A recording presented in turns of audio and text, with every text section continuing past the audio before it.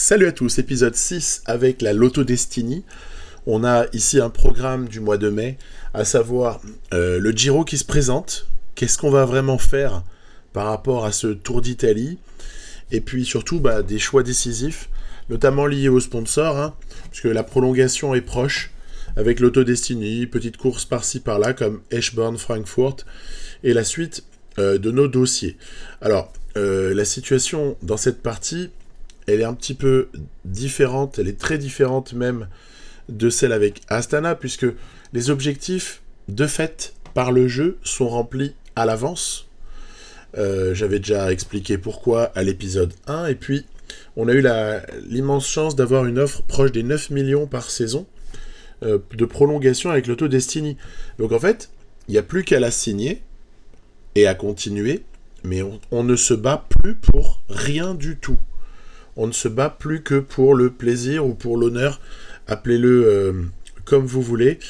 On se bat, donc il va falloir arriver à se définir des objectifs. J'avais commencé à prendre des contacts avec Tim Arensman, et puis je veux prolonger Campenarts et Vermeer, je l'ai dit à l'épisode précédent. Après, il y aura aussi pas mal de chantiers autour des jeunes, puisque si les coureurs principaux que sont Van Gils, De Ligt et Van Aertvelt sont sous contrat, même Alex Segart, qui est intéressant. Après, il y a vraiment un gros questionnement, et donc ça va évoluer au gré des semaines là, qui viennent, pour arriver à se positionner sur, est-ce qu'on va sur Arensman, quitte à renouveler un peu moins de nos coureurs, ou est-ce qu'on s'occupe prioritairement de nos jeunes en promotion. C'est un choix à faire, et c'est pas évident. Et en attendant, ce que je fais, c'est que je me dis, donne-toi un tout petit peu de réflexion, de temps, et joue Eschborn-Frankfurt. Alors, je l'avais laissé sur le calendrier, je l'avais sélectionné, parce qu'elle m'intéresse énormément pour Arnaud De Ligt, même hors pic de forme, belle adversité. Il y a Van Der Poel, Evenepoel et Roglic, entre autres, sur cette course-là, mais ils sont comme nous, ils sont sans pic de forme. Ils sont dans un moment creux de leur saison, alors ils sont alignés, mais le final, je suis désolé, mais le final, il est absolument pas inaccessible pour Arnaud De Ligt, surtout quand on dispose de la belle équipe autour, à savoir Eenkhoorn, Vermeersch, Campenarts, De Beust, Brent Van Moer, et j'ai pris le petit Lievins. Donc vous connaissez ici une association de coureurs que j'ai déjà utilisé un certain nombre de fois sur les classiques, même pavés. Donc c'est assez cool. La seule chose qu'il va falloir faire, c'est savoir passer les deux grosses difficultés de cette course, tout en sachant qu'elles sont répertoriées tellement loin de l'arrivée qu'a priori on n'a pas vraiment de sueur froide, et malgré une forme du jour négative, on doit normalement pouvoir suivre. Donc s'il le faut, j'irai au bout de l'effort, mais on essaiera de s'accrocher le plus loin possible à tous ceux qui ont beaucoup plus de punch. Donc c'est ainsi que la course se déroule. J'ai essayé de raccourcir un petit peu au montage, car quand quelque chose de pas palpitant se produit, je pense pas que vous ayez très envie de le voir. Allons-y, on est dans les 60 derniers kilomètres, et on voit que, vous voyez, le positionnement se passe tout à fait bien, on n'est pas du tout en difficulté. Il y a peut-être juste encore cette dernière grimpette là, on va voir comment on réagit, mais il n'y a pas de problème. Arnaud De Ligt, en plus, c'est quelqu'un qui a une menotte en vallon, donc normalement il fait le boulot. Vous voyez, il est passé sans trop d'encombre. Lievins aura servi de protecteur, Van Moer également à certains moments, et puis après les 5 autres, ils s'occupent de se positionner après dans le final. S'il faut réagir, on va utiliser Florian Vermeersch. On n'hésitera pas non plus, vous allez voir sur une des images qui arrivent, à utiliser Victor Campenarts pour essayer de rouler très très dur, et pour constituer une sorte de train, parce qu'on voit dans le final, il y a beaucoup d'attaques, c'est très nerveux, mais on doit pouvoir arriver à contrôler tout ça. Vous voyez, Campenarts au bon endroit, malgré l'attaque de Evenepoel, de Williams, de Roglic, et on va très doucettement se diriger vers la stratégie envisagée à l'avance, qui est Campenarts qui libère, et ensuite De Ligt qui devrait... il faut arriver à prendre la bonne roue quand même, hein, c'est pas évident, mais on va intercaler Vermeersch, voilà, ça va être beaucoup plus facile comme ça. Et ensuite, on fera sprinter Arnaud. On a réussi à répondre à peu près toutes les attaques. On n'a pas été les seuls, hein, il y a d'autres qui ont répondu également. Hein. Et Florian Vermeersch devrait nous mettre dans les meilleures dispositions qui soient... Allez, tu sprints, mon grand, de Beust, tiens bien la roue, fais son petit effort. Et ensuite, c'est Arnaud Delis qui doit déboîter et qui doit passer ici, regardez, Binyam Girmay sur la ligne ou presque, pour une victoire qui fait toujours plaisir. Elle fait toujours plaisir. Elle règle pas du tout les questions qu'on se pose par rapport à la suite de la saison. Mais par contre, en passant comme ça une petite victoire avec Arnaud, ça donne du baume au cœur, surtout après une campagne de classique flandrienne où on est passé un peu à travers, hein, disons-le, avec le formidable Arnaud Delis. Moi, j'adore ce coureur. Ça doit s'entendre. Voilà. Donc maintenant, la question, qu'est-ce qu'on fait? Et à plusieurs niveaux. Qu'est-ce qu'on fait dans tous les sens? Donc déjà, je vais couper court à une problématique qui est, alors l'autodestinée, on attend ou... non, mais en fait, on n'espère rien de mieux que poursuivre avec un sponsor. Moi, je suis encore allé regarder sur PCS Cycling, le site référence. Ils sont jusqu'en 2027, le vrai sponsor de cette équipe. Ok, tous nos objectifs ont été remplis, de toute façon, on n'a rien fait pour, on n'a aucun mérite, mais pour le coup, on n'a rien à attendre de plus que l'autodestinée à quasiment 9 millions par saison pendant 2 saisons. Donc, signature, hop, et débat clos. Le baromètre de performance prend donc nettement moins d'intérêt à ce moment-là, parce qu'on en a à peu près rien à faire, à la limite. Rien de rien de rien. On est donc à la veille du Giro. Et ça, c'est mon autre question. Qu'est-ce que je fais avec ce Giro? Honnêtement, je ne sais pas si je dois jouer ou si je dois passer.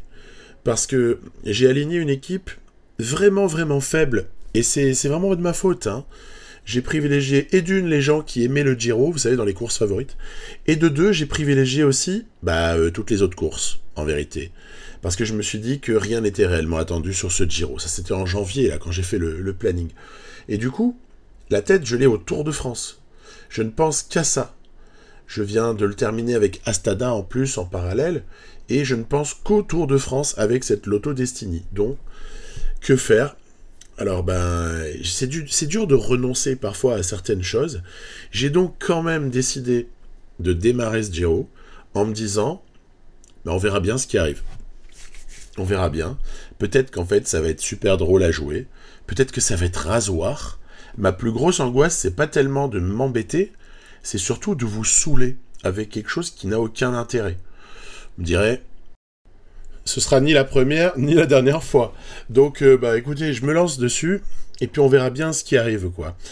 C'est parti. Cette équipe, que j'ai donc constituée comme un gros incompétent, est dépourvue de leader pour le général.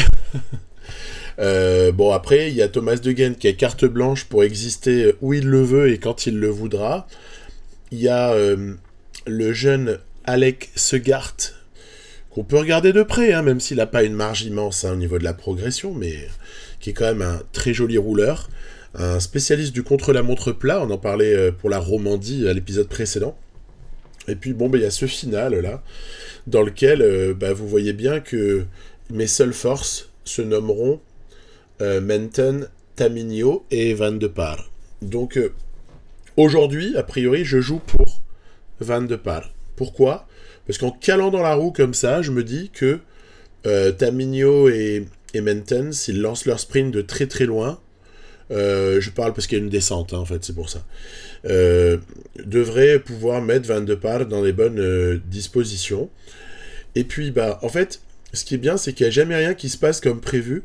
Regardez un petit peu ça. Crevaison de Van de Par. Oh, le mec a pas de chance, il crève en montée, quoi. Peut-être des écolos qui avaient mis des punaises sur la route, hein, qui sait. En tout cas, ce qui s'est passé ici, ça va m'obliger à changer un peu mon plan de bataille. À savoir que, déjà, on a vu que Jacopo Guarnieri, il est complètement lâché aussi. Il est en train de lâcher. Ils vont se retrouver à l'arrière avec Van de Par, tant qu'à faire. Et puis, au final, je me dis, attends, mais tous les sprinters sont en train de se faire lâcher. qu'est-ce que tu t'acharnes à vouloir ramener Van de Par, alors qu'à l'avant, t'as Menton et t'as Mignot. À la limite, on enlève tous les bons sprinters et on enlève Van de Par. Moi, je suis gagnant, hein. Moi j'en ai encore 2 qui savent un peu sprinter à l'avant. Donc c'est comme ça qu'en fait, je me suis dit, bah tu relèves, surtout on ne contribue pas au retour d'un très bon sprinter. Puis après, on va essayer juste de faire du bon positionnement dans la petite difficulté du final. Alex Segart, on le verra souvent à la manœuvre, hein. Thomas de Gent, bah, on le verra aussi. Sepulveda, on le verra souvent aussi. C'est mon seul puncher. Non, Liam, je suis mauvaise langue. Liam Slock, il est pas mal aussi. Mine de rien, sous pic de forme, Liam Slock à +3, c'est intéressant. Après, bon, voilà, le mec va pas aller chercher non plus les points hors catégorie, quoi. Hein. Vous voyez ce que je veux dire, hein. Ça grimpe pas très bien, hein. C'est logique. Donc, bah, c'est ainsi qu'on va essayer de travailler pour Milan Menton, que je vous avais montré sur le Tour du Pays Basque. Voilà, Menton, il avait encore bien tiré son épine du pied, à moins que ce soit son épingle. Bref, je me suis emmêlé les pinceaux, tout ça pour dire que l'ami Nico Schulz va s'imposer. Il était sorti très intelligemment, il est le seul à l'avoir fait. Et nous, on sprint, on fait deuxième. C'est normal, il n'y a pas de sprinter de renom. On fait deuxième, c'est cool, hein. Et puis, bah, c'est pas du tout là-dessus qu'on va juger la pertinence ou pas de continuer ce Giro, étant donné que cette étape, nous l'avons tous compris sur PCM, elle est légèrement tronquée. Déjà, c'est pas du tout les favoris qui terminent, et en plus, il suffit de sortir un petit peu dans le final, et t'es sûr de terminer dans la descente. Ok, j'ai pas voulu en profiter, vous comprendrez très bien pourquoi. Passons à du sérieux maintenant. L'arrivée de l'étape 2 à Santuario di Europa, déjà c'est d'un autre calibre que ce qu'on vient de voir, et ça pourrait déjà figer certaines positions au classement général et venir remettre un petit peu d'ordre dans tout cela. Alors, très simple, schéma, désormais pour moi sur PCM 24, classique. À savoir, je suis trop loin dans le peloton, je souhaiterais m'échapper. Donc, je fais rouler mes rouleurs. Tout simplement parce qu'on est sur du plat. Devant, il y a une échappée... ouais, c'est ça, il y a une échappée de 5 qui est plutôt costaud. On va la voir, voilà. Ici. Et puis le final, bon, il est très difficile. Donc, moi, j'ai aucune chance, même avec Thomas de Gent ou Sepulveda, hein, qui ont hérité d'une forme du jour absolument merveilleuse. Et ça, c'est complètement improbable. Ça qui m'a motivé à jouer le jeu. Donc, à partir de là, une fois qu'on a réussi à reprendre cette échappée, parce qu'au bout d'un moment, les mecs s'épuisent, hein, faut pas non plus rigoler. Hein.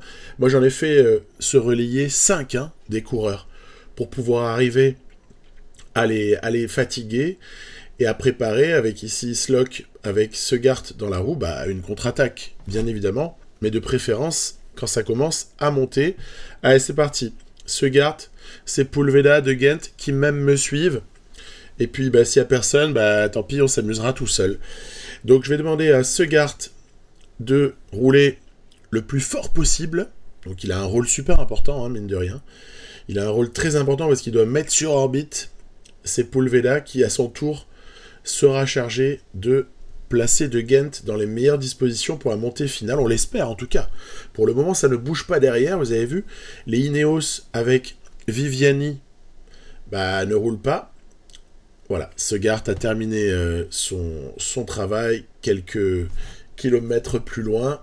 Et cette fois-ci, il va falloir se relayer les deux là, hein, de Gent et Sepulveda, parce que si on en sacrifie un au profit de l'autre, c'est trop loin de l'arrivée. C'est beaucoup trop loin.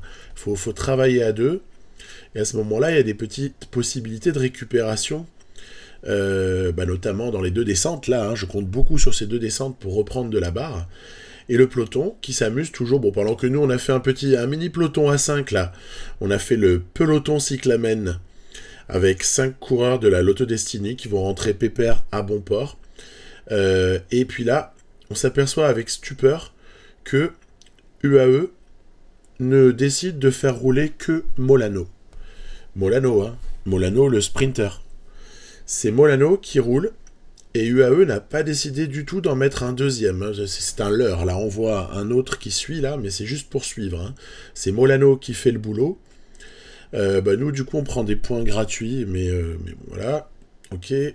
Derrière, ça sprint un peu pour les points GPM, logique. David Gaudu, notamment, là, hein, qui a bien sprinté. Est-ce qu'il va tenter une contre-attaque, le français? Pas du tout.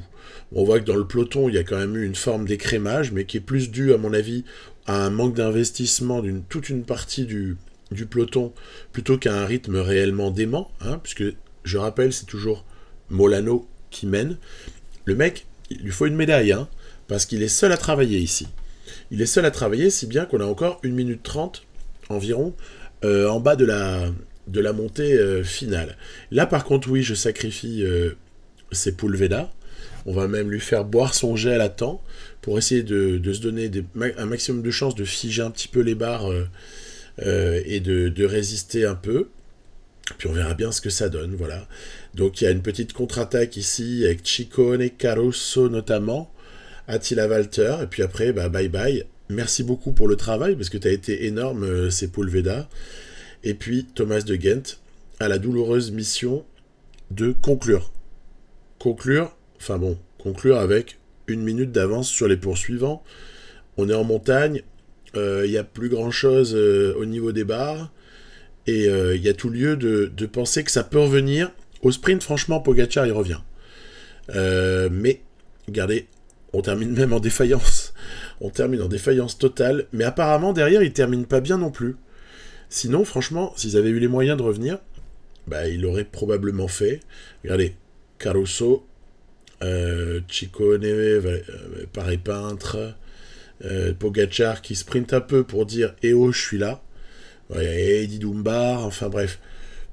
Il y a comme ça, on retrouve Mas, Thomas, Hjelmose, Gaudu. Bon, donc les favoris, entre guillemets, sont là. Peut-être qu'on a voulu nous faire un cadeau. Moi, je me dis, hein, ils ont vu Thomas de Gendt. Le jeu a voulu offrir une victoire à Thomas de Gendt pour son dernier Giro. Ouais, il prend sa retraite à la fin de la saison. Je l'ai vu sur son... Il y a eu une annonce à un moment donné, là, dans les premiers mois de l'année. Thomas de Gendt, qui va donc hériter assez logiquement, puisque c'est l'étape 2, du maillot rose. Il aura donc porté le maillot rose pour son dernier Giro. Sincèrement, les gars, ça me touche beaucoup. Merci du cadeau.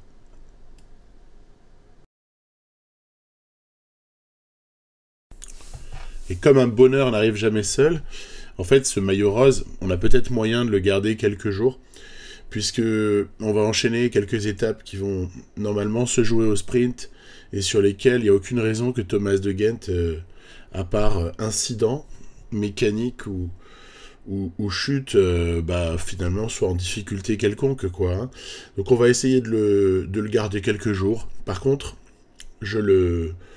a priori, je laisse la responsabilité du peloton à ces équipes de sprinteurs nombreuses et très motivées, que ce soit donc la Visma pour Olaf Koy ou la Soudal Quick-Step de Merlier. Qu'est-ce qu'on pourrait citer également? La Bora de Welsford et Meus. Hein. On a également la Jayco Alula de Groenewegen. Voilà, il y a plein de gens qui sont venus là pour sprinter. Et donc, on va pas les décevoir. Allez-y, les gars. Et puis surtout, les équipes, travaillez bien. Donc, les échappés, bien sûr, elles n'ont pas beaucoup de chance parce que rien n'aboutira dans les 3 prochaines étapes. Il n'y a rien qui aboutit. C'est trop difficile. Au début, là, les équipes sont en forme. Elles contrôlent très très bien. Elle gère également les sprints intermédiaires. Elle s'occupe même du positionnement. Oui, on est encore assez loin de l'arrivée, mais il y a déjà des petits trains qui sont constitués. C'est parfait. Tout ça est en ordre. On va donc pouvoir avancer un petit peu et se retrouver pour l'emballage final. Alors, donc, moi je tente un petit coup par la gauche avec Alex Segart, donc qualité de rouleur. J'ai Tamigno qui est dans la roue, qui est chargé d'un petit peu positionner Milan Menton, mais en vérité, Menton, il a eu du mal à garder la roue de Lionel Tamigno, et du coup, le sprint n'est pas aisé pour Van de Par. Et c'est dommage, parce que franchement, on avait une petite opportunité de figurer un petit peu au-dessus de ce qu'on va faire, c'est-à-dire 7ème de mémoire. Bon, ok, ça va. On n'a pas été ridicule, mais de toute façon, il n'y avait pas d'espoir majeur non plus. Hein. Donc la victoire pour l'excellent Olaf Koy. Et alors, en plus, c'est relativement net. Hein. Les autres n'ont absolument pas été en mesure de la lui contester, celle-là. Ok. Ah oui, Gerben Tyson. Paul Penwet, c'est amusant. Il est là, le sprinter de la Groupama FDJ. Paul Penwet est présent. Ça fait toujours plaisir. Moi, je l'aime bien. Voilà. On passe à l'étape 4. Donc là encore, difficulté au milieu. Et ensuite, énormément de plats. Le long de la mer, me semble-t-il, dans le final. 184 km. Donc bon, bah écoutez, hein, les pauvres échappés, Brun et Welton, qui se sont dévoués pour animer la course, n'auront aucune rétribution ou presque pour leur geste généreux. Par contre, derrière, voilà, hop, ça sprint pour les points, là, c'est intéressant. Merlier, Koy, là, sur la droite, là, qui a pris le meilleur. Voilà, bon, Groenewegen, toujours présent. Je pense qu'on est toujours plus ou moins avec les mêmes protagonistes. Penwet, il a sprinté aussi. Voilà. On peut donc sereinement basculer vers le final, car rien d'autre ne se passera. L'échappée sera bien évidemment reprise. Et c'est ainsi que, après un dernier petit sprint intermédiaire, c'est amusant hein, qu'ils en aient mis 2 sur certaines étapes sur le Giro. Je dis certaines étapes parce qu'il y a quelques étapes où il n'y en a qu'un seul de sprint intermédiaire, mais là il y en avait 2 aujourd'hui. Et donc, c'est le final. On est à une dizaine de kilomètres de l'arrivée. Alors, je me souviens de cette étape avec Astana récemment, là. Je me souviens que j'avais eu beaucoup de souffrance pour arriver à positionner Cavendish et à constituer un train un petit peu décent. Mais c'était lié aussi au fait que mon équipe, à ce moment-là, était quand même orientée à moitié autour du sprint et à moitié autour du soutien à Fortunato. Et en revanche, ici, j'ai un petit peu plus d'éléments qui sont capables de rouler sur le plat et d'emmener gros. Parce que ce que je crois, c'est que sur un sprint comme celui-là, il faut arriver à vraiment se positionner très durement, un petit peu comme là je fais avec Guarnieri, à 92 curseurs, et même peut-être pas hésiter à monter un peu après. Hein. Allez, on déclenche Van de Par. Ensuite, c'est Tamigno qui va être chargé de déposer Menton dans les meilleures conditions. Ouais, bon, on n'est pas loin. On n'est pas ridicule. Mais après, là, il manque des qualités intrinsèques à Milan Menton pour pouvoir prendre le meilleur sur les autres. Victoire de Sam Welsford. Alors, pour la petite histoire, il me semble me rappeler que dans le Giro que je vous ai proposé il y a quelque temps avec Astana, eh bien, Sam Welsford avait aussi gagné cette étape-là. C'est donc vraiment son étape à lui. Tu sais, la jolie place de Arnaud Démare, 3e, et Cavendish, 4e. Voilà, donc pas de changement au maillot rose. Je ne montre pas encore les maillots annexes, que ce soit le Cyclamen ou l'Azzurro, puisqu'il y a pas... Ça s'est pas décanté, et puis on voit apparaître...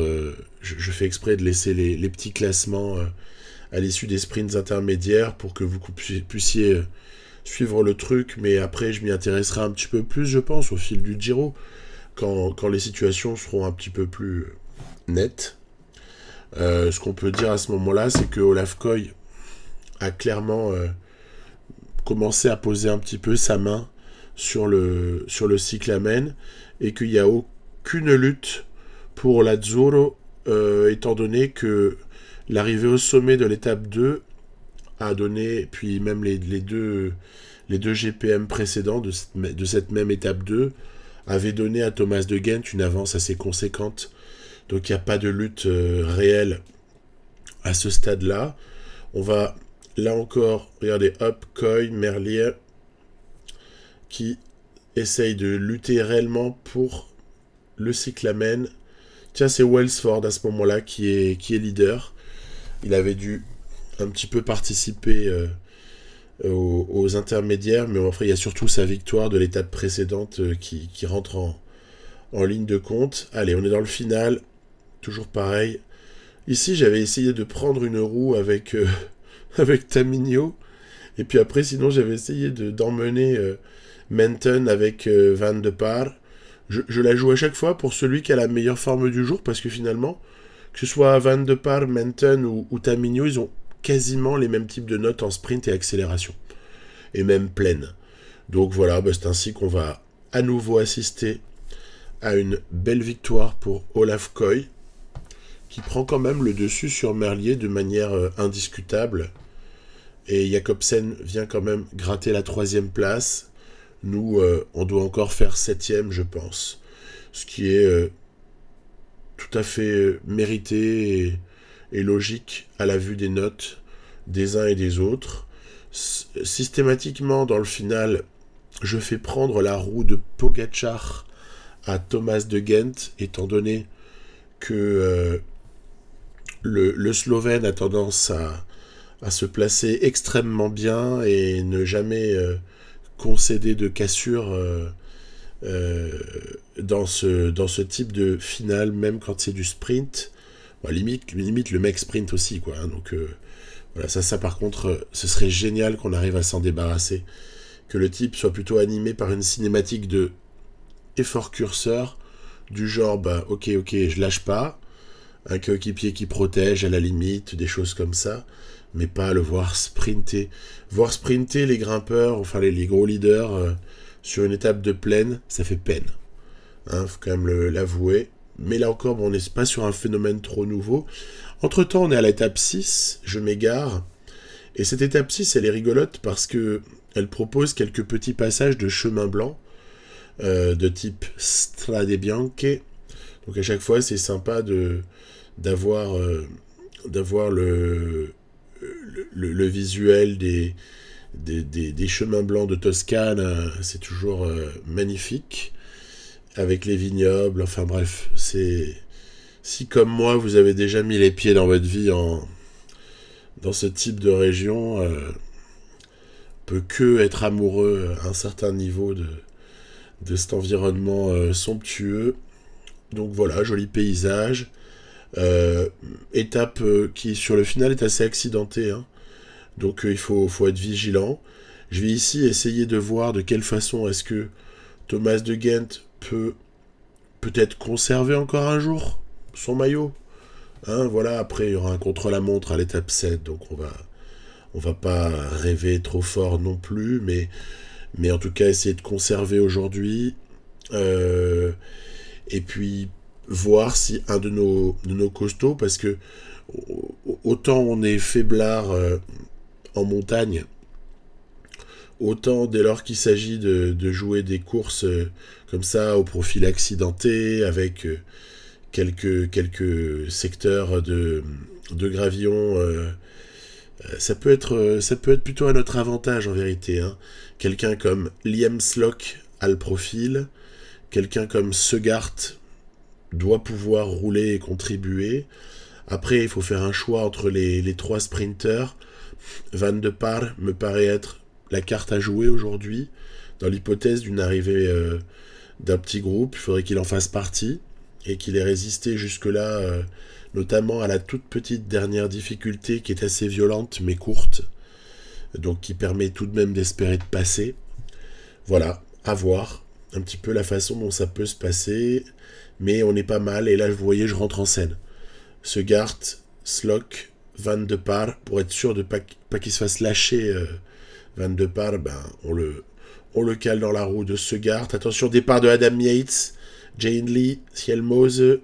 Attention, il y a Rodriguez aussi qui se montrait intéressé, l'Espagnol. Mais voilà, non, tout va bien, on contrôle.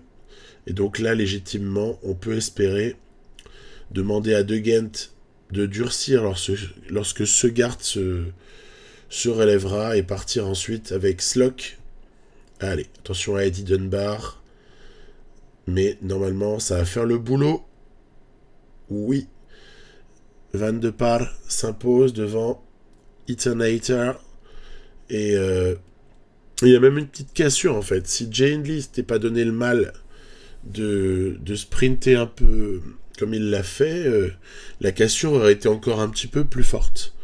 Donc au final, on se retrouve à même gagner un peu de temps, vous allez le constater, alors qu'on n'a rien fait pour.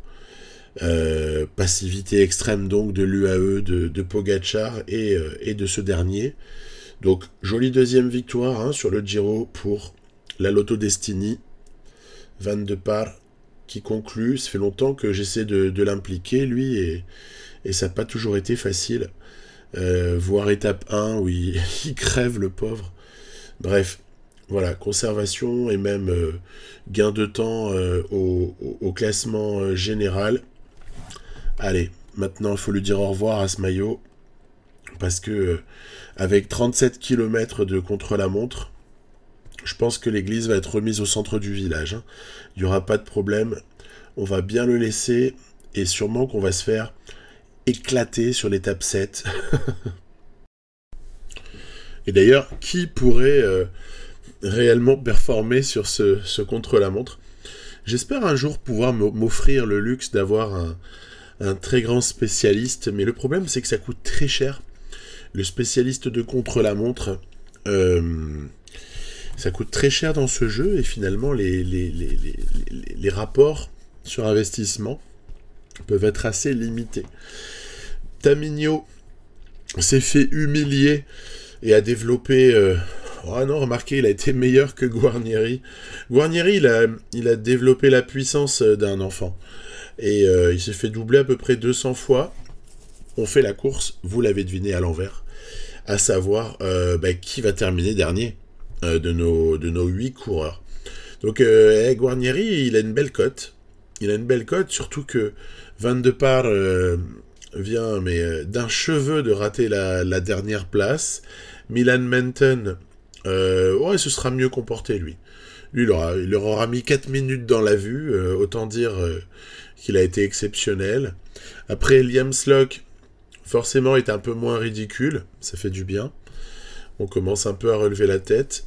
Et puis on arrive à notre petit jeune, là, Segart, qui est intéressant, qui va réaliser un beau premier intermédiaire, qui va... Alors, je me souviens plus, mais je crois qu'il réalise aussi une deuxième partie de parcours qui est pas dégoûtante. Allez, voilà, premier temporairement, alors qu'il y a déjà Cataneo, Oliveira, Sobrero, Tarling, Bissegger qui sont passés. Alors, évidemment, il faut pas s'enflammer. Ça veut juste dire quoi? Ça veut juste dire que le jeu ne gère pas, finalement, sa dépense de barres de la même façon. Hein. Ça veut juste dire aussi que sur le plat, en contre-la-montre, Segart, c'est vraiment solide. Mais, regardez, voilà, il tient encore bien au troisième intermédiaire. Par contre, là où le bas blesse, mais c'est pas grave, hein. Mais là où le bas blesse, c'est dès qu'il y a de forts pourcentages, vous voyez. Là, on était dans du 10, 12, 13%. Et la note de montagne de Verona, par exemple, suffit à limite ridiculiser Segart, qui, par contre, dès que la route devient plus plate, regardez, va reprendre Carlos Verona avec une facilité déconcertante. Voilà, hop. Il va le rappeler. Bon, attends, hein, on était en train de le rattraper, hein, Verona. Hein, donc, il n'y a pas non plus mort d'homme. Hein, on va terminer largement devant lui. C'est pour donner un petit repère. Et voilà, c'est comme ça que Alex Segart va être honnêtement très loin d'être ridicule, surtout en forme du jour à -1. Et va terminer à un peu plus de 2 minutes. Allez, maintenant, on arrête de rigoler. Les amateurs ont déjà couru... et puis maintenant, on passe aux professionnels. Pogacar, donc suivi par Eddie Dunbar, qui, franchement, va faire mieux que nous. Et suivi encore par Thomas de Gent. Thomas de Gent, il fut un temps où il aurait pu mieux résister sur ce type de contre-la-montre. ce ne sera pas le cas. Il va ainsi déjà accuser plus d'une minute de retard au deuxième intermédiaire. Là, je peux rien faire. Je peux rien faire contre cela. Pogačar, regardez, se paye le luxe, après le plat, d'être déjà en tête temporairement. Au troisième inter, il est déjà premier, alors qu'il n'y a pas encore eu les forts pourcentages. Ensuite, Thomas de Gendt, voilà, passera avec déjà plus de 2 minutes de débours sur Tadej Pogačar. Et ce dernier va formidablement conclure et aller chercher, blam, la victoire d'étape pour Tadej Pogačar. Bravo. Eddie Dunbar en termine. Il était temporairement en deuxième. On va voir si ça reste en l'état. En tout cas, il se sera bien mieux comporté que nous, l'Irlandais. Et donc voilà comment on va dire adieu donc à notre joli maillot rose. Après, le porter, c'était déjà formidable. Donc maintenant, il faut partager, il faut le rendre. Il faut le rendre à Tadej parce qu'il a été sympa, il nous l'a prêté pendant quelques jours. Et puis normalement, maintenant, il ne devrait plus jamais le quitter. Donc, très belle victoire de Tadej Pogačar devant Magnus Sheffield et Brandon McNulty. Toujours solide, hein, l'Américain, sur ce type d'épreuve. Et nous, le meilleur fait 52e. Ok, heureusement qu'on n'a pas de fierté, parce que sinon, elle en aurait quand même pris un sacré coup. Et d'ailleurs, la suite va être un petit peu de la même veine. C'est normal. On est, entre guillemets, un peu trop bien placé, et surtout trop mauvais en montagne, pour pouvoir espérer aller remporter à la régulière une étape comme celle-ci, évidemment. Mais ça n'empêche pas, éventuellement, de tenter l'échappée. Alors, ça, ce serait dans un monde dans lequel je considère qu'il y a beaucoup de points à aller chercher pour la montagne, et dans lequel, finalement, on n'aurait pas beaucoup attaqué depuis le début de semaine, depuis le début de Giro. Donc, non, j'ai laissé passer celle-là. Je me suis dit qu'il y avait énormément d'opportunités en troisième semaine, notamment, quand on sera sous pic de forme. Par contre, d'une certaine manière, on est représenté à l'avant avec Fortunato, désormais pour moi légendaire, avec Astana. Non, mais je plaisante. UAE contrôle la course. Il va se passer des choses aujourd'hui. Je l'annonce. Il va se passer des choses. Pourtant, ça part comme une étape sur laquelle il ne se passe pas grand-chose. Et échappée qui prend énormément d'avance. De sérieux candidats à la victoire d'étape. Et un peloton contrôlé par les équipiers du maillot rose. Molano, encore une fois, à la manœuvre. Donc, comment est-ce que c'est possible que tout vrille à un moment donné? Vous allez voir ça, mieux que moi. En tout cas, pas moins bien. Là, Pogačar, ne nous y trompons pas, c'était une descente. Hein. On va pas s'alarmer tout de suite. Mais quand même, pour moi, ne pas voir d'équipier UAE, ils vont arriver, là, regardez. Hein. Hop, il y en a un qui se fraye un chemin. Mais ne pas voir d'équipier UAE qui roule dans la descente, déjà, bizarre. Bizarre. Bon, ça va, c'est le cas. Et ce qui va se produire assez rapidement, c'est que, alors, nous, d'une part, on va se relever. On va pas tarder à se relever, en tout cas, parce qu'on n'a pas grand-chose à espérer. Et puis, tant qu'à faire, autant avoir beaucoup de retard au général pour pouvoir ensuite profiter des bons coups. Bon, ça, c'est un volet de cette étape, mais c'est pas du tout le plus important. C'est pour ça qu'au moment où ça a commencé à accélérer, vous voyez que j'ai 6 hommes déjà relevés. On va pas tarder à faire de même avec De Gendt et Liam Slock. Non, surtout, ce qui est intéressant, c'est le comportement ici de l'équipe de Pogačar, hein, l'équipe UAE, à savoir 3 hommes au moins qui se sont fait piéger dans la cassure. Donc ça, déjà, c'est absolument pas normal. Le seul Mühlberger est en train de rouler au moment où Geraint Thomas, décidément peu en verve sur ce Giro. 4 minutes de retard déjà, hein, donc c'est pas pour lui, hein, il jouera les échappées. Essaie d'en planter une. À l'avant, on voit bien que ça débouchera peut-être, parce que 7 km et 2 minutes 40, c'est pas fait. Hein. Donc ça débouchera peut-être. En tout cas, Velasco essaye apparemment de contribuer au succès de cette échappée. Et puis, regardez, pour moi, là, c'est l'accident industriel. Pourquoi? Parce que Movistar roule, Pogačar est tout seul. Pogačar tout seul à plus de 5 km de l'arrivée, c'est pas possible. Ça, c'est juste pas possible. Alors, ok, il y en a qui se sont fait piéger dans la cassure, il y en a d'autres qui étaient, on va dire, fatigués, d'accord? Ou peut-être, on pense à Bjerg, ou pire, à Molano ou Bax. Donc, c'est pas peut-être la qualité principale de rouler en montagne, mais ce qui fait que, bah, vous l'avez peut-être déjà compris dans mes paroles, Pogačar qui se retrouve à devoir s'occuper du groupe maillot rose, bah, ça veut dire qu'il va se passer quelque chose. Et donc moi j'ai choisi quand même délibérément de m'intéresser cette fois à l'échappée. Donc voilà, bon travail de Velasco. Est-ce que Fortunato va en profiter? Ça va sprinter, je déteste quand ça sprint comme ça. Bon bref, voilà. Allez, victoire limpide pour Chris Neylands, la deuxième place pour Elie Gebert et troisième pour Fortunato. Donc Battistella aura pas vraiment pu contribuer à l'avant.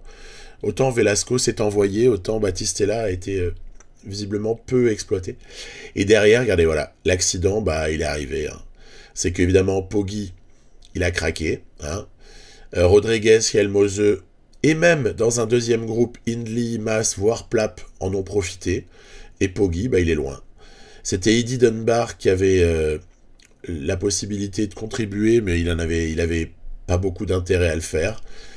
Pogačar prend très cher. Je crois qu'il perd sur cette étape-là plus de 2 minutes 40 sur Schialmose ou Rodriguez. Hein. Donc, craquage absolu sur cette étape 8 du Giro. C'est même pas une étape 19 ou une étape 20. On peut même pas accuser la fatigue. Là, c'est de deux choses l'une. Soit un jour sans, soit le révélateur d'une préparation dégueulasse et d'une organisation, voire même d'une IA très très mal jouée. Donc voilà, vous voyez, ils arrivent à 3 minutes environ du vainqueur. Rodriguez et Schialmose. Vous avez Pogačar qui prend 5,41 sur le vainqueur. C'est bien ce que je disais, plus de 2,40 perdus sur les meilleurs. Et donc, perte du maillot rose. Pogačar se retrouve à 2 minutes à ce moment-là. Et le nouveau maillot rose, c'est Schialmose. Est-ce que ça a bougé pour la montagne? Bah oui, il y a eu un énorme rapproché de Chris Neylands. Et notre maillot Azzurro ne tient plus qu'à un fil. Par contre, au niveau des points, Olaf Koy conserve la tunique cyclamen et a priori, c'était pas une étape sur laquelle les choses évoluaient énormément. Dans la foulée, étape 9 avec l'arrivée à Naples au terme de quelques bosses, un petit final vallonné, c'est bien. Ça permet de ne pas être certain que ça va terminer au sprint. Après, peut-être ce sera le cas quand même. Bon, cette étape-là, par contre, moi, je l'ai cochée. Parce que autant on peut pas exister ailleurs, mais là... Donc voilà, pour reprendre l'explication précédente. Bax, Bjerg, ok, on comprend. Maika, il était où Maika? McNulty, il était où? Molano, ça va, il fait son job, Molano, il n'y a rien à dire. Et Soler et Adam Yates, ils étaient où? En fait, Pogačar aurait dû avoir minimum 4 soutiens dans la dernière ascension. À 5 km de l'arrivée, il était exclu qu'il se retrouve tout seul, puisqu'ils ont le deuxième meilleur coureur de ce Giro, c'est Adam Yates dans l'équipe, derrière Pogačar. Donc, incroyable. J'ai pas vu l'explication. Peut-être que quelqu'un aura vu dans mon résumé une chute ou des choses qui ont pu expliquer peut-être quelque chose. Moi, je l'ai pas du tout vu passer. Je vais être concentré sur autre chose. Voilà. Donc, soit c'est le jour 100 de Pogačar et il va se reprendre, soit ça annonce une sacrée déconfiture par la suite et finalement un Giro beaucoup plus indécis qu'il n'y paraît. L'échappée du jour est composé de 14 hommes. Au début, le peloton résistait, et puis finalement, ils ont laissé filer, se disant probablement qu'ils reprendraient tout cela. Apparemment, Intermarché ou Antigobert, mais même la Groupama FDJ, voire la Visma Lease Bike, sont intéressés par une arrivée pour leurs sprinteurs respectifs. Notamment, évidemment, Olaf Koy, qui pourrait peut-être, lui il passe pas mal encore, hein, les petites bosses, qui pourrait s'imposer à Naples. Et nous, on va commencer tout doucettement, en rentrant dans le final, à se préparer.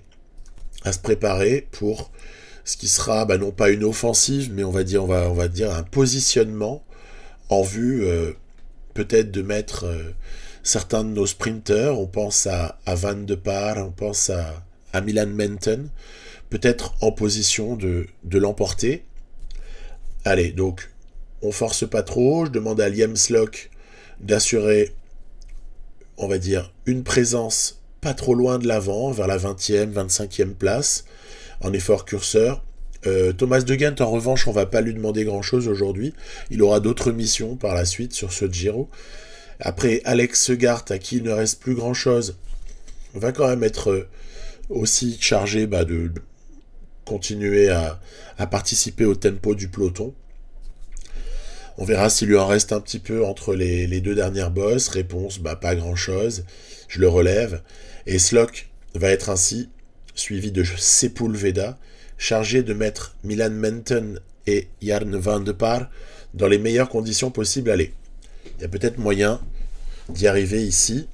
On va rouler assez fort dans les pourcentages ascendants.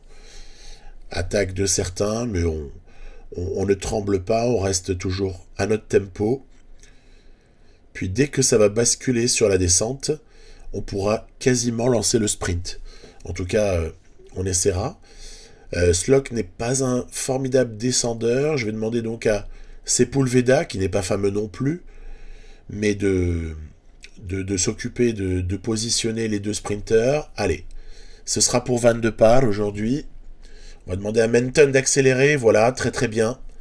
Parfait. Et on va lâcher Van de Par pour, a priori, peut-être une victoire. Regardez qui revient à gauche super fort. Ethan Hayter qui nous coiffe au poteau. Bravo, bien joué. Aucune amertume chez moi, étant donné qu'on a déjà gagné 2 étapes. Je trouve ça déjà énorme. Sur un Giro où on arrive avec une équipe aussi faible, gagner 2 fois, ça me satisfait amplement. Belle victoire d'Ethan Hayter. Et puis on est passé pas très très loin de la 3e pour l'Auto Destiny. Regardez ici, c'est amusant. Il part vraiment de loin. Hein. C'est vraiment dans les toutes dernières dizaines de mètres que Ethan Hayter fait la différence. Bravo. La chance, on est encore en visibilité 10. Vous me direz, ça n'a aucun impact. Vu que tu as déjà signé la prolongue pour le sponsor, on n'a plus aucun enjeu. Mais bon, c'est toujours plaisir d'assurer la visibilité du sponsor. Mais c'est vraiment grâce au maillot Azzurro. À mon avis, le jour où on perd énormément en termes de visibilité. Parce que comme au classement général, on n'est pas présent. Et là, étape 10. Bon, c'est la dernière que je vous propose pour cet épisode. Étape 10, où on va par contre, regardez, s'échapper cette fois. Je vais essayer de placer De Gendt. Alors il y a Tamigno qui était bien placé, donc il peut l'accompagner pour essayer de rouler dans la plaine. Puis il y a des points à chercher aussi, vous voyez, il y a 18 points au premier GPM pour le premier. Il y a 50 points à l'arrivée dans un monde idéal. On verra. Je ne sais pas à ce moment-là si on va être capable de s'imposer. Il faut étudier l'identité des coureurs qui nous ont repris et qui vont aider à constituer l'échappée du jour, formée de 27 coureurs.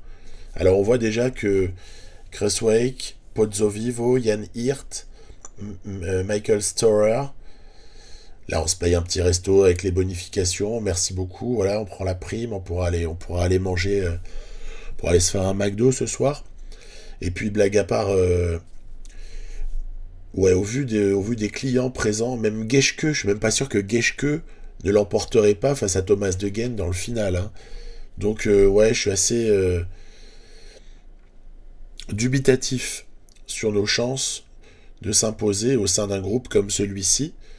Derrière, je relève, parce que ça a commencé à accélérer au niveau du peloton. Donc Slock, Segard, Van de Par, Sepulveda, Menton et Guarnieri vont être un tempo très très tranquille pour terminer l'étape, mais ils ne termineront pas dernier, vous verrez peut-être. Le peloton a accéléré, Tamigno s'était relevé de l'avant puisqu'il ne pouvait absolument plus rien apporter à Thomas de Gendt qui se retrouve donc tout seul pour le final, 15 derniers kilomètres ici, Boca de la Selva, c'est l'ascension. On voit qu'il y a un équipier de Storer qui travaille à l'avant et lui est placé en dernière position du groupe d'échappés, intéressant. Et par contre, on voit des UAE qui sont présents, il était temps. Vu le raté de la veille, de l'avant-veille, il était quand même temps de proposer quelque chose d'un peu plus cohérent. Attaque de Yates qui essaye peut-être de tester. Est-ce qu'on va rouler sur Yates? Apparemment pas tout de suite. En revanche, regardez, il y en a un autre qui va attaquer. C'est dans quelques secondes, c'est ici, c'est Eddie Dunbar qui lui va mettre le feu aux poudres. Ne me demandez pas pourquoi. Si, quand Yates attaque, les UAE vont pas réagir. En revanche, quand quelqu'un du top 10, comme l'est Eddie Dunbar, attaque, les autres membres du top 10 ont tendance à réagir. Tout ça est cohérent encore. Hein.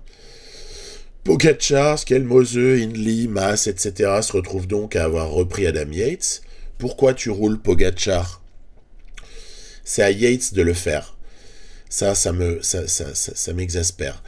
Après, voilà, attaque de Poggi. Bon, si c'était pour en planter une, ça va, mais pourquoi avoir roulé juste avant? Je sais pas. Je pense qu'il valait mieux essorer tout le monde avec Adam Yates. Bref, ça revient sur Poggi, qui avait planté une mini-banderie, mais vraiment juste pour voir. Dans le même temps, moi, je me suis laissé décrocher, c'était assez volontaire. De toute façon, De Gendt n'irait jamais gagner une étape comme celle-ci avec les gens qui avaient autour, meilleurs grimpeurs, etc., que lui. Que le meilleur gagne, j'ai envie de dire. On va peut-être regarder ça. Puis après, voilà, je vais peut-être préférer pour cette fois considérer les choses globalement. Donc ça va s'expliquer devant, je vous le dis à l'avance, c'est Pozzovivo qui va gagner. De Gendt, moi je pensais qu'il serait repris par le groupe des favoris, mais en fait pas du tout. Puis en fait, oui, il y en a deux qui se détachent, c'est Pogačar et Skelmose. Oui, Rui Costa avec eux, mais voilà. Rodriguez, Hindley et Yates, pas capables de suivre. Mas, encore moins. Derek Guy, Caruso, notamment, non plus. Voilà, c'est un peu l'hécatombe quand même dans cette fin d'ascension. Les pourcentages étaient difficiles. Et Pogačar franchira la ligne avant même que je revienne sur l'image de la ligne d'arrivée. Il a infligé à Skelmose un petit écart. Rodriguez, Hindley, Yates prendront aussi un écart supérieur. Mas, encore plus. Vous l'avez compris, on est arrivé, nous, tranquillement. Vous l'avez compris, Poggi a commencé à remettre les pendules à l'heure en cette étape 10. Est-ce que ça suffira pour reprendre le maillot? Je ne pense pas. Et selon la victoire de Pozzovivo, donc vous avez le ralenti ici, voilà, donc une 12e place totalement anonyme pour notre Thomas de Gendt national. L'essentiel n'est pas là, Pogačar 4,53, il a quand même repris plus d'une minute à Skelmose, et il se retrouve maintenant à 44 secondes de Skelmose, Pogačar désormais 2e, Rodriguez 3e, ça pourrait se jouer entre les 4 premiers, je pense. Les autres semblent un peu plus loin. Thomas de Gendt, encore pour très peu de temps probablement à Azzurro. Ok, c'est pas nouveau. Ensuite, Olaf Koy. Là, il y a un vrai suspense pour le cyclamen. Je pense qu'il y a un certain nombre de coureurs qui peuvent aller le chercher. On verra pour qui ça penche. En ce qui concerne le maillot blanc, fatalement, Skelmose devant Rodriguez. Et ça devrait se jouer entre les deux, sans qu'un troisième homme puisse s'en mêler. Et classement par équipe, on est presque dernier. J'ai pas réussi encore à être dernier, mais je ferai de mon mieux. C'est UAE qui domine. Donc voilà, on referme le Giro pour cette vidéo. On continuera plus tard. Ce qui va nous intéresser dès le 15 mai, c'est bien évidemment les questions de dossiers donc associés au futur potentiel transfert. Regardez, la mauvaise nouvelle vient de tomber. Timon Arensman coûte désormais 22 points et non plus 15. Bon, c'est pas une bonne affaire. Voilà, c'est clairement décourageant. Je vous proposerai donc la suite avec l'auto prochainement, je dis pas quand, parce qu'avant je vais intercaler un premier épisode Astana Tour de France, ce seront les étapes 1 à 11, et je passerai un deuxième épisode Astana, étape 12 à 21, pour vous le proposer de manière assez rapprochée, et ensuite on continuera avec du Lotto Destiny. Voilà, à plus, bye bye.